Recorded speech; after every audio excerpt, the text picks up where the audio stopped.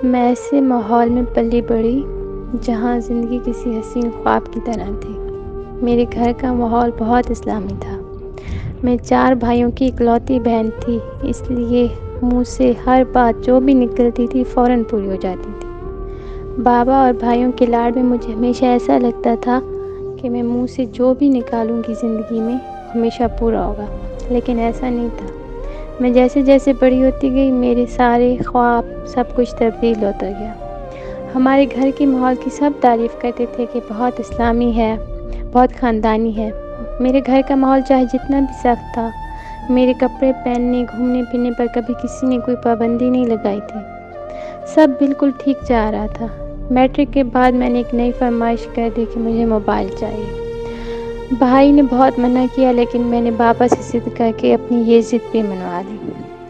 جب mobile phone ملا تو دوستوں کی دیکھا دیکھی میں بھی تصویریں اور ویڈیوز بنانے میں زیادہ دلچسپی لینے لگی۔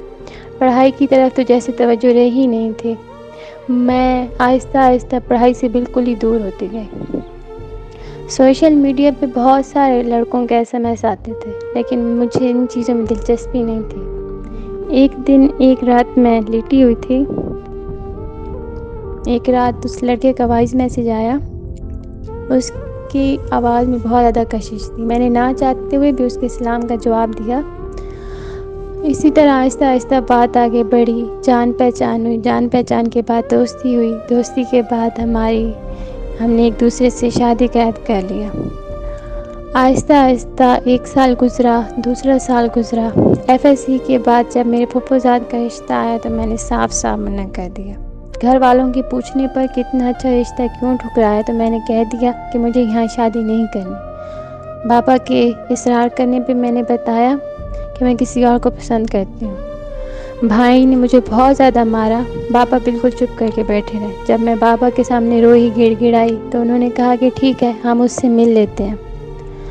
جب میں نے انہیں راضی کر لیا، انہیں بتا دیا کہ میں کسی اور کو پسند کرتی ہوں، اور جب پھر میں نے اس لڑکے سے کانٹیکٹ کیا کہ میں گھر والوں کو میں نے منا لیا ہے، وہ آپ سے ملنا چاہتے ہیں، تو اس نے مجھے کہا کہ میں تمہیں کچھ بتانا چاہتا ہوں۔ تو اس وقت میرے پیروں کے نیچے سے زمین نکل گئی، جیسے وہ مجھ سے دور جا رہا ہے، لیکن ایسا کچھ نہیں تھا۔ اس نے مجھے بتایا کہ وہ مسلمان نہیں ہے، کسی اور مذہب کا ہے۔ اس نے مجھے بتایا کہ وہ عیسائی ہے۔ میرے پیروں کے نیچے سے تو جیسے زمین ہی نکل گئی، مگر میں اتنا آگے بڑھ چکی تھی کہ میں پیچھے نہیں ہٹ سکتی تھی۔ میں نے اس کے ساتھ لڑائی کی، لیکن میں نے کہا کہ میں نہیں چھوڑ سکتی۔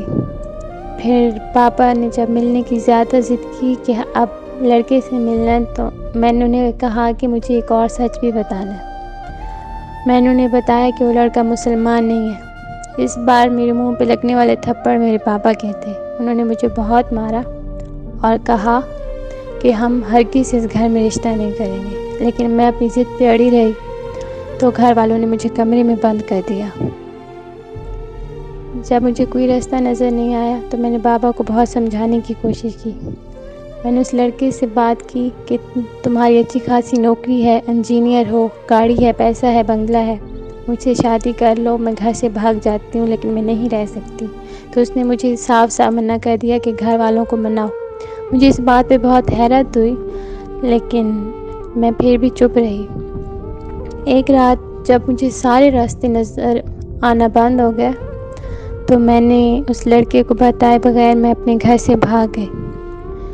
اس کو جیسے تیسے جو مجھے اس کے گھر کا پتہ تھا میں وہاں تک پہنچی تو میں نے دیکھا کہ اس کا ایک بہت ہی پرانا سا، بہت ہی غریب سا گھر تھا۔ جب میں اس کے گھر میں داخل ہوئی اور اس کا پوچھا تو اس کے گھر والوں نے جب مجھے اس سے ملایا تو وہ ایک بہت ہی پرانے اور غریب گھر کا لڑکا تھا۔ اس نے مجھے اکیلے میں بٹھا کر کہا کہ تم یہاں کیا کر رہی ہو؟ تو میں نے کہا کہ میں اپنے گھر سے بھاگ آئی ہوں صرف تمہارے لیے۔ پہلے تو وہ چپ بیٹھا رہا، پھر اس نے کہا کہ گھر سے کچھ لائی ہو؟ تو میں نے کہا نہیں۔ تو وہ مجھے بہت ہی عجیب نظروں سے دیکھنے لگا اور اس نے مجھے کہا کہ تم میرے گھر سے جا سکتے ہو۔ تو میں بہت حیران ہوئی کہ یہ ایسا کیوں کہہ رہا ہے۔ تو اس نے مجھے کہا کہ میں غریب گھر کا لڑکا ہوں، تو میں امیر گھر کی تھی، اپنے گھر کے حالات بہتر کرنے کے لیے میں نے تمہیں پھنسایا تھا۔ جب تمہارے گھر والے اب تمہیں گھر میں نہیں گھسنے دیں گے اب میرے گھر میں بھی تمہارے لیے کوئی جگہ نہیں ہے۔ اس وقت مجھے ایسا لگا کہ میرے لیے سارے راستے بند ہو گئے۔ میرے پاپا نے مجھے صاف الفاظ میں کہہ دیا تھا کہ اگر گھر سے نکلو گی تو تمہارے لیے کوئی راستہ نہیں ہوگا۔ مجھے 1 دن ہوا، 2 دن ہوئے، 3 دن بعد میں اس لڑکے کے گھر پہنچی تھی۔ 3 دن میرے گھر والے مجھے ڈھونڈتے رہے تھے۔ اب تک انہیں پتہ چل گیا تھا کہ میں بھاگ چکی ہوں، میں اپنے لیے ساری کشتیاں جلا چکی تھی۔ اس لڑکے نے مجھے گھر سے دھکے مار کے نکال دیا کہ مجھے تم سے کوئی فائدہ حاصل نہیں ہوگا۔ مجھے بہت حیرانی ہوئی اور مجھے لگا کہ میرے لیے اب سب کچھ ختم ہو گیا۔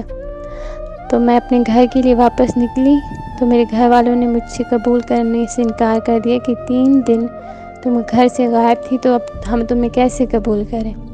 میرے بابا، میرے بھائی جو مجھے اتنے زیادہ پیار کرتے تھے، وہ مجھے دیکھنا بھی نہیں چاہتے تھے۔